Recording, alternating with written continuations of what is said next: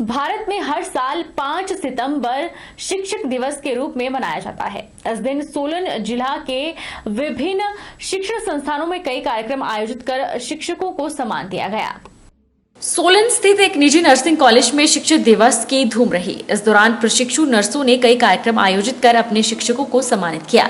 कई रंगारंग कार्यक्रमों से इस दिन को यादगार भी बनाया। वहीं शिक्षकों की महानता का भी वर्णन किया गया। प्रशिक्षु नर्सों ने बताया कि शिक्षक दिवस को खास बनाने के लिए उन्होंने अपने शिक्षकों को सम्मानित किया। इस दौरान कई कार्यक्रम भी आयोजित किए। उन्होंने कहा कि गुरु बिना ज्ञान नहीं है, शिक्षक ही है जो सफलता का मार्ग प्रशस्त करते हैं। मेन मोटिव ये था कि हमने अपने टीचरों को सम्मानित किया है, क्योंकि आज टीचर्स डे जो है वो डॉक्टर सर्वपल्ली राधाकृष्णन जी के जन्म दिवस के रूप में मनाया जाता है। वो एक हमारे उपराष्ट्रपति थे पहले और दूसरे राष्ट्रपति रह चुके थे। टीचर्स डे सेलिब्रेट किया है और गुरु के बिना कोई ज्ञान नहीं होता, इसलिए हमने सारे टीचर्स एमडी सर, जैसे कि आपको पता है डॉक्टर संजय अग्रवाल, और प्रिंसिपल सर को सबको बुला के यहाँ पर ये आयोजन प्रस्तुत किया है। और हमने बच्चों ने डांस भी किया है, पोएम भी सुनाई है, स्पीच भी हुई है और हमने इस दिन को बहुत ही ज़्यादा एंजॉय किया। वहीं शिक्षक भी इस दिन उत्साहित दिखाई दिए और कहा कि गुरु शिष्य का नाता जन्मों जन्मों से अनंत है। गुरु के आदेशानुसार चलने से सफलता अवश्य मिलती है। यहाँ पर बच्चों ने विभिन्न प्रकार के कार्यक्रम भी प्रस्तुत किए, जिसमें भंगड़ा, नाटी और सभी स्टेट के बच्चे जो से हमारे पास सभी बच्चे यहाँ पर अवेलेबल हैं और शिक्षा ग्रहण कर रहे हैं, तो इन्होंने सभी ने अपने क्षेत्रीय कला का प्रदर्शन यहाँ पर किया है। नैना देवी के मंदिर न्यास की बैठक का आयोजन हुआ, जिसमें अहम फैसले लिए गए। बिलासपुर उपायुक्त पंकज राय ने बताया कि मंदिर न्यास समिति के साथ हुई बैठक में श्रावण अष्टमी नवरात्र के मेलों में आए श्रद्धालुओं को माता के दर्शन करने में आ रही कठिनाइयों के बारे विस्तृत रूप से चर्चा हुई। उन्होंने कहा कि मंदिर न्यास से चर्चा करते हुए यह निर्णय लिया है कि मंदिर जाने के रास्ते पर होल्डिंग पॉइंट बनाए जाएंगे, ताकि श्रद्धालुओं को लाइन में खड़ा न होना पड़े। विशेषकर जो अभी हमारे श्रवण नवरात्रि के जो मेले हुए हैं, उससे कुछ चीज़ें हमने सीखी हैं, ताकि जो वहाँ पे श्रद्धालु आते हैं उनको किसी तरह की दिक्कत ना हो। प्राइमरीली उसमें जो चीज़ें डिस्कस की गई और जो हमने निर्णय लिए ट्रस्ट के माध्यम से, मेन निर्णय तो ये लिया गया कि वहाँ पे ज़्यादा से ज़्यादा होल्डिंग एरिया बनाए जाएँ, ताकि लोगों को लाइनों में ना खड़ा होना पड़े।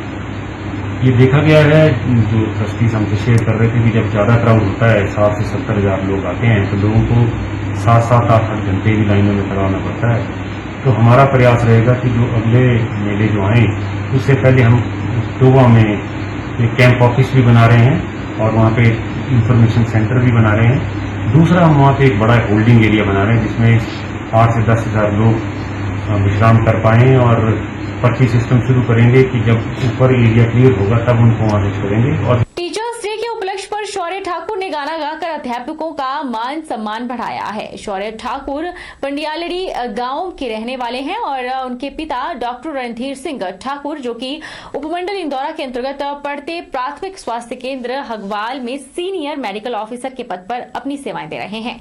उन्होंने बताया कि शौर्य ठाकुर पढ़ाई लिखाई में आगे हैं और अपने बचपन से ही गाना गाने का शौक है।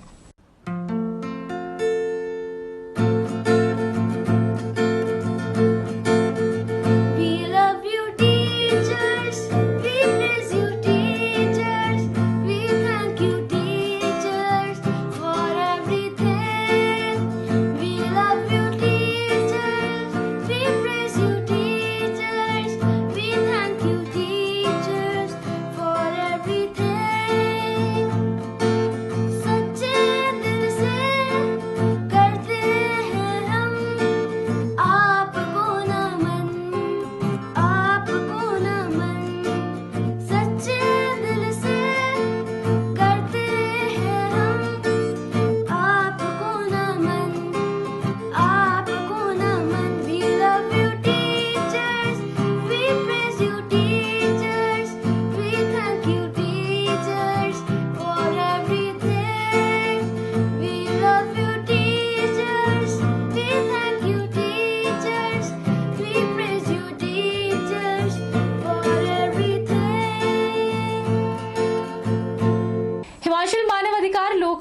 की बैठक प्रांत अध्यक्ष राजेश पठानी की अध्यक्षता में कंडवाल गांव में संपन्न हुई। 4 लेन प्रभावितों को सही मुआवजा देने के लिए एक कैबिनेट सब कमेटी बनाने का फैसला कैबिनेट मीटिंग में लिया गया है, लेकिन लोक बॉडी सरकार के इस फैसले से संतुष्ट नहीं है।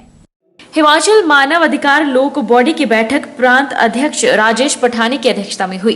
राजेश पठानी ने कहा कि 2018 सितंबर में भी एक सब कमेटी बनाई गई थी, जिसके अध्यक्ष गोविंद ठाकुर थे। आज 3 साल बीत जाने पर उस कमेटी के नतीजे शून्य हैं। जनता को इस कमेटी से कोई राहत नहीं मिली है। उन्होंने ऐसी कोई प्रपोजल जनता के पक्ष में नहीं रखी, हमेशा इस काम को लटकाने का प्रयास ही किया। अभी पिछले महीने गोविंद ठाकुर ने संघर्ष समिति को भी यह कहकर शांत किया कि सरकार उपचुनाव से पहले 4 गुना मुआवजा देने की घोषणा कर देगी, लेकिन अब नई कमेटी का बनना हिमाचल के करीब 1 लाख परिवार जो भूमि अधिग्रहण से पीड़ित हैं, उनको ठगने का एक नया तरीका ढूंढा है। मानवाधिकार लोक बॉडी की बैठक कंडवाल में एक विशेष विषय पर होने जा रही है कि जिसमें अभी पिछले कल जो माननीय मुख्यमंत्री जी ने अपने कैबिनेट में जो फैसला लिया कि 4 लेन प्रभावितों को उनका मुआवजा सही देने के लिए जो 3 सदस्यीय एक सब कमेटी बनाई गई है।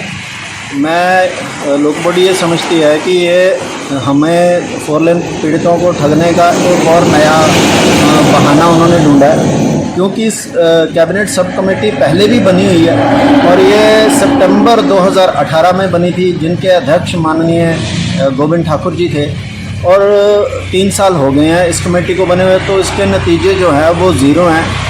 हमें 4 लेन प्रभावितों को कोई भी राहत पूरे हिमाचल में किसी को भी नहीं मिली है। मेरा हाल बुलेटिन में इतना ही। आप देखते रहिए HP 24/7।